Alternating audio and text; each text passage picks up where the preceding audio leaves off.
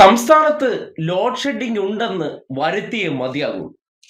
അതിനുവേണ്ടി സ്മൃതി പരുത്തിക്കാടിനെ പോലെ മാധ്യമ പ്രവർത്തന കുപ്പായവും ഇട്ട് നടക്കുന്ന അഖില ലോക വിവരക്കേടുകൾ പറയുന്ന കാര്യങ്ങളും അതിനുവേണ്ടി നടത്തുന്ന വായ്ത്താരികളൊക്കെ കാണുമ്പോൾ കേരളത്തിലെ മാധ്യമ പ്രവർത്തകരായിട്ട് നടക്കുന്ന ചില അവതാരങ്ങളെ കഴുതകളോട് ഉപമിച്ചാൽ ആ ജന്തുക്കൾക്ക് വരെ നാണക്കേടായി പോകും.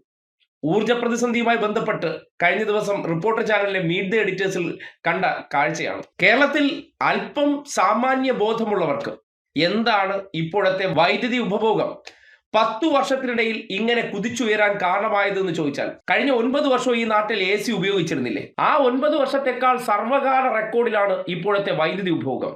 സാമാന്യ ബോധമുള്ളവർക്ക് ചിന്തിച്ചാൽ മനസ്സിലാകുന്ന കാര്യമാണ്. അതായത് മുൻ വർഷത്തെ അപേക്ഷിച്ച് ഈ വർഷത്തെ ഈ ഊർജ പ്രതിസന്ധിക്ക് അല്ലെങ്കിൽ വൈദ്യുതി പ്രതിസന്ധിക്ക് പ്രധാന കാരണം കേരളത്തിലെ ഗ്യാസ് പ്രതിസന്ധിയാണ്.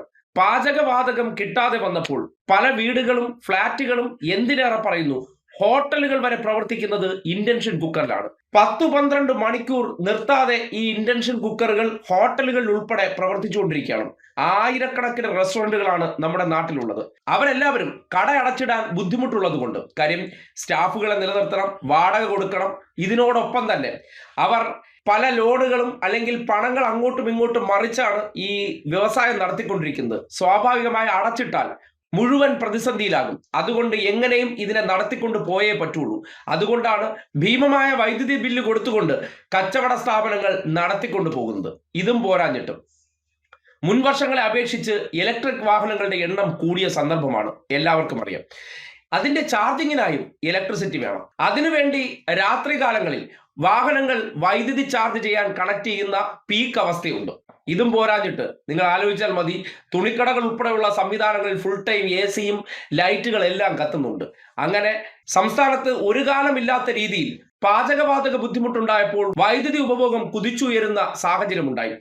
വേനൽക്കാലം എടുത്ത് പരിശോധിച്ചാൽ കേരളത്തിൽ എപ്പോഴും ഉപഭോഗം കൂടുതൽ തന്നെയാണ്. ഫുൾ ടൈം AC-യും ഫാനും വർക്ക് ചെയ്തുകൊണ്ടിരിക്കുന്നതിന് പുറമേ ആയിട്ടാണ് അപ്രതീക്ഷിതമായിട്ട് ഈ യുദ്ധത്തെ തുടർന്ന് ഇങ്ങനെ ഒരു സാഹചര്യം വന്നത്.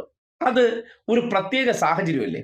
ആ പ്രത്യേക സാഹചര്യം അല്ല എന്ന് വരുത്തി തീർത്ത് ഇത് ലോഡ് ഷെഡിംഗ് ആണ്, ഇത് കഴിവുകേടാണ്, ഇത് വീഴ്ചയാണെന്ന് വരുത്തി തീർക്കാൻ സ്മൃതി പരുത്തിക്കാടിനെ പോലുള്ള വിവരക്കേടുകളെ എങ്ങനെയാണ് നാക്കിട്ടടിക്കുന്നതെന്നൊന്ന് കേട്ടെ എന്ന് പറയുന്നു. പക്ഷെ KSEBിയിലെ ജീവനക്കാരോട് നമ്മൾ രഹസ്യമായി സംസാരിക്കുമ്പോൾ അവർ ഓഫ് ദ റെക്കോർഡായി പറയുന്നുണ്ട്. സംഭവം അത് തന്നെയാണ്, പക്ഷെ നമുക്ക് പറയാൻ പറ്റില്ല. ഇത്